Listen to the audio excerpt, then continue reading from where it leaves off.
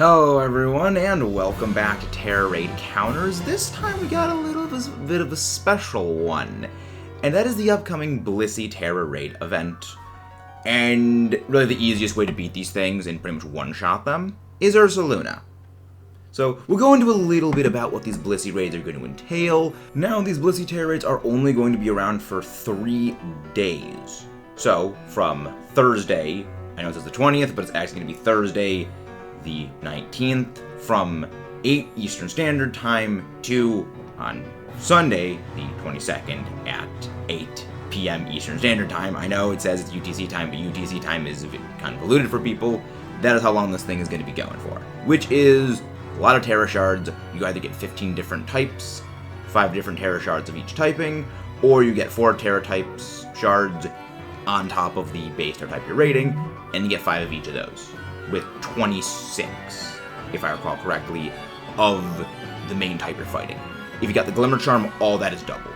Before we get into actually why this is going to work the way it does, don't forget to leave a like, subscribe for more. If we manage to hit 3K subs by the end of the year, we're going to be doing a Nuzlocke with Radical Red, and we've got a shiny giveaway coming up in a few weeks. And for the upcoming shiny giveaway, we've got a minimum of 2 boxes full of spare shinies, some of them from Pokemon Go, the rest of them from this game we've caught in the presence of our Living Shiny Dex completion. You may be the lucky owner of each of them.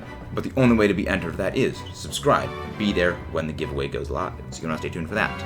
But as for the Ursaluna build, yeah, it's fairly simple. Guts, Flame Orb, Facade, Headlong Rush, Shadow Claw, Belly Drum. The main reason for this is Facade's going to be the primary move you're using, because when you have Belly Drum active and you have Guts from Flame Orb, you have 6 times your base attack stat. With Facade, that is doubled, because of course it is double power, to pretty much one-shot these Blissey raids, because again, Blissey has extremely low physical defense, a lot of HP, and with the Terra raids being at 20 times normal HP, even with all that, they're still basically losing all of their health. Even if they hold on with a little bit of HP left, you're still going to be able to take them down next turn. And that's a solo hit.